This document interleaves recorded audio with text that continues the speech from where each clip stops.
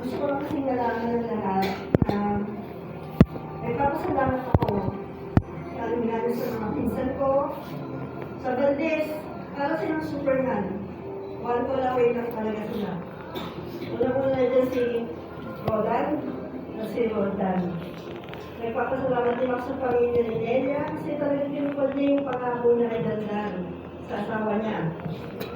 Sa mga anak niya, sa pamangkin niya, at sa mga nag-alaga pa kay ate. Maraming salamat po.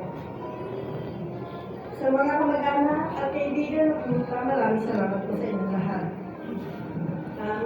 One call away din ang kapatid ko, si Charles. Kahit nagkakatampuhan kami, nakausap na pa rin ako. Kaya maraming salamat, Charles. Sa mga kapatid ko, mga in-laws ko, thank you. Sa kapatid ko Muso, Leo, Ted, thank you. Sa Bolo family, thank you.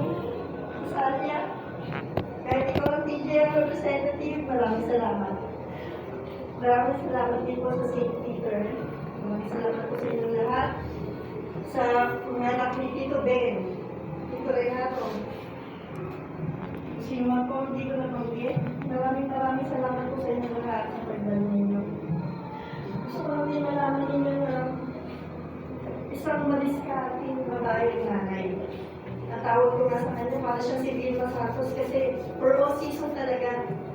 Dahil kung ano yung uso na pwedeng ibenta, kaya na. Ayan, witness ang mga pinsan ko kasi kasama sila sa paghihirap namin. Dahil gumagawa kami ng basahan, walang tulong lahat para lang mabuhay. Hindi nga namin alam kung saan kinukuha ni nanay yung mga ginagawa namin. Kasi may kinukuha siya na binubuo namin yung mga box, didikit namin, yung mga shares, kahit nakati-kati na ng mga kakao namin, ginagawa namin para mabuhay kami. Ganun siya kagaling na hindi ko namanan. Kahit ko ngayon, kahit nag-iirap ako, tulipan ko si Shane, idol ko eh. Kahit konti. Parang ang pinahan na konti. Pero okay lang, hindi naman ako nagsiselos kasi nagkaroon naman ako ng ganda pamilya. Kapag sinubukan ako, kasama si Lani, at lahat ng kapatid ko, tinulungan din ako. Pero meron akong nurse anak ngayon. Maraming salamat sa inyo lahat. Kasi mas pinili kong maging magulang.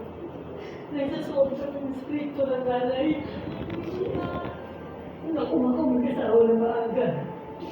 Nakapagtapos ako, ang midwife, basta ako, kasi ako, pero hindi ko nagamit. Nagamit ko sa pag-aalaga sa pamilya ko. Thank you, Nay. Dahil kung di tayo sa inyo, hindi ko mararating ito eh. Tulungan niyo ako kasi alam ko, mababawi ko yung ako yung may trabaho. Nagpapasalamat kayo kasi nakakakain tayo.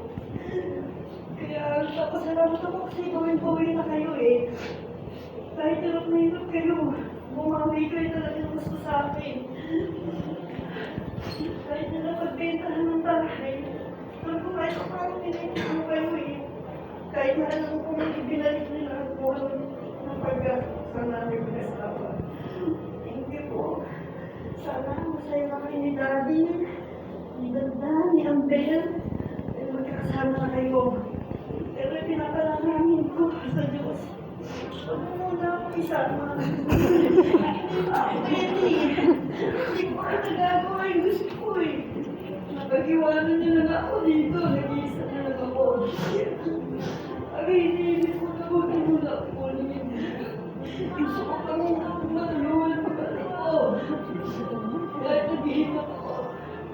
Gusto ko pakita mo na ako. Ang nagkakuhan. Muna ako kasama ng hindi pa ako ready. Hindi pa ako ready na hindi pa ako ready. Hindi muna ako kasama. Hindi pa ako ready. Hindi pa ako kaya nakita ko binabalik ng daddy.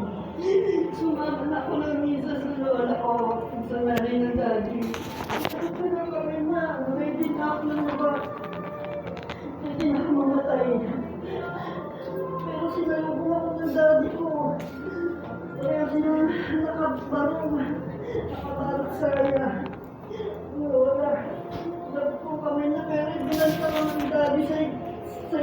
ko sa hospital bed ko. Pinalis na ako. Hindi ko pa daw panahon eh. Pero gusto ko pa sana sa pupunan eh. Saka naman ako. Ay, kung niya mo na uunin, di ba ako nagkarindi? Mawa ka sa mga anak ko. Ganyan ako eh. Hindi naman ako nakatawan sa inyo ng dati. Pinatawag niya naman ako. Napag-iwanan nila ako dito. Napag-isa na lang ako. Buti naman hindi mga pinsan ko. Kahit na nangyari. Kahit hindi ako makakapunta. Sarili natin